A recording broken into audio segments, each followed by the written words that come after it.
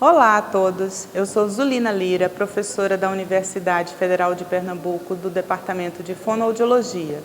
Tenho ministrado disciplina no curso de Rádio, TV e Internet no Departamento de Comunicação Social. Eu ministro a disciplina Dicção e Locução. E venho aqui conversar com vocês hoje um pouco sobre o uso da locução em rádio, né?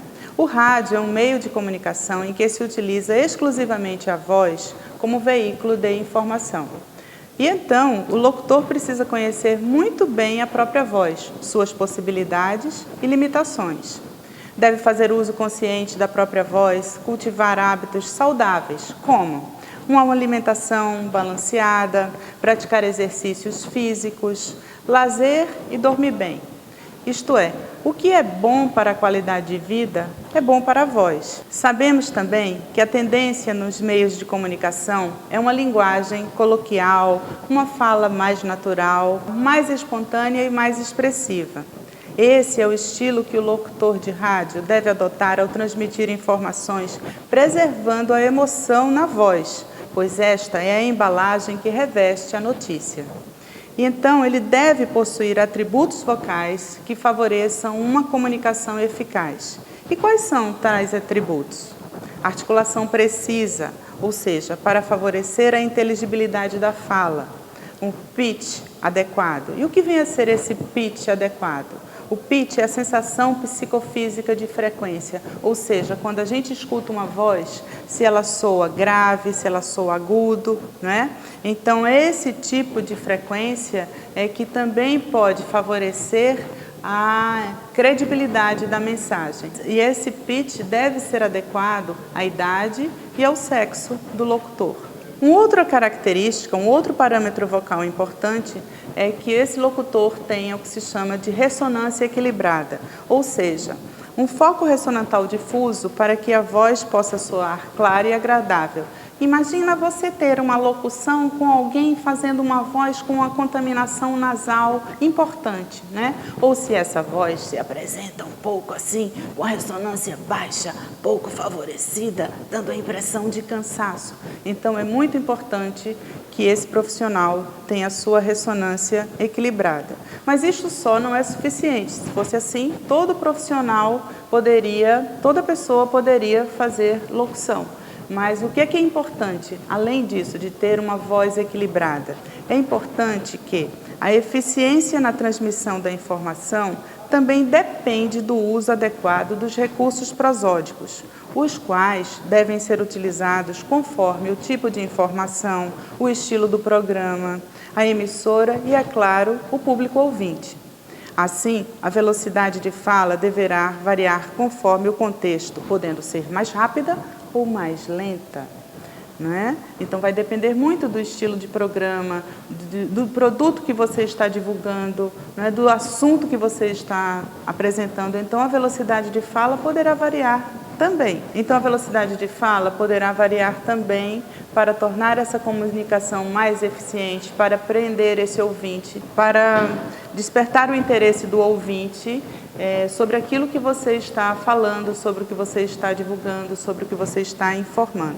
A entoação deverá ser preferencialmente ascendente caso o conteúdo seja alegre ou inusitado.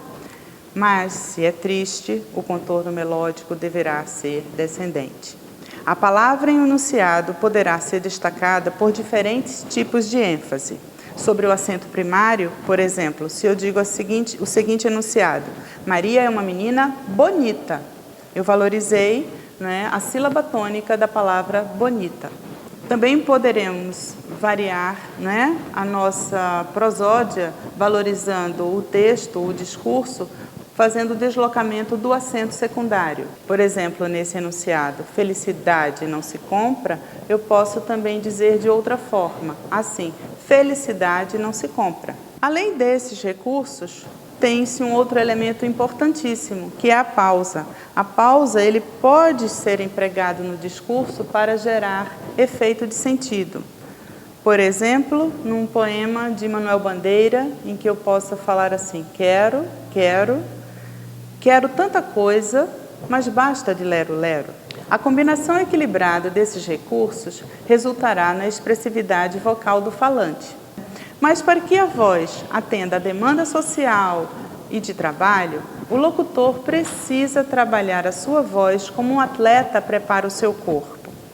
Para isto, é importante que ele cuide da própria voz, porque, caso contrário, a locução poderá ficar comprometida.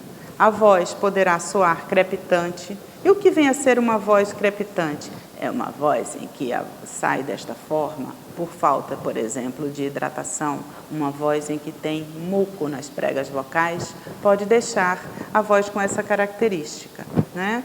Uma voz também com queda de emissão em final de frase, dando a impressão de que não houve coordenação fonorrespiratória. Por exemplo, dá aquela sensação de que alguém acabou de subir uma escada e começou a falar.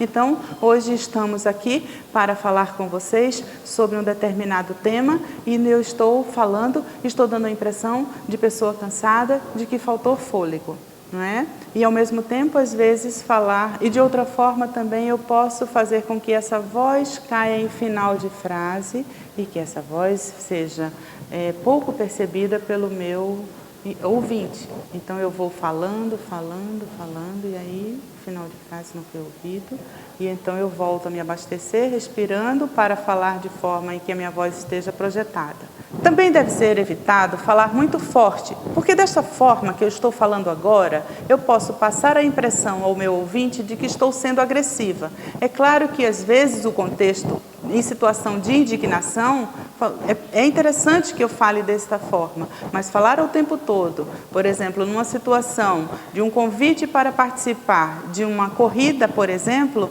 eu devo fazer uma voz de convite, não é? Uma voz alegre, uma voz com entusiasmo, mas não jamais uma voz que venha passar agressividade.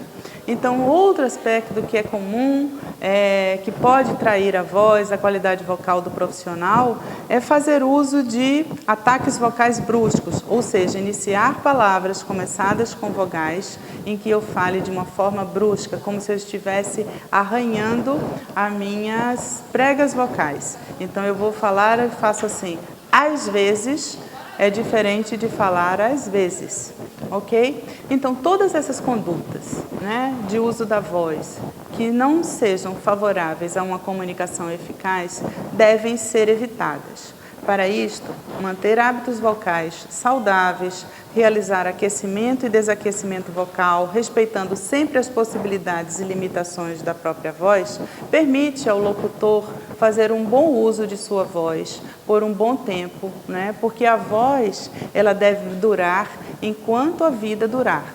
Ela deve ser saudável. É claro que a voz muda com o passar dos anos, né? A voz de criança é diferente da voz de um adolescente, que é diferente da voz do adulto. Mas é preciso preservar a voz e saber fazer bom uso dela para tê-la de acordo com a sua necessidade social ou profissional.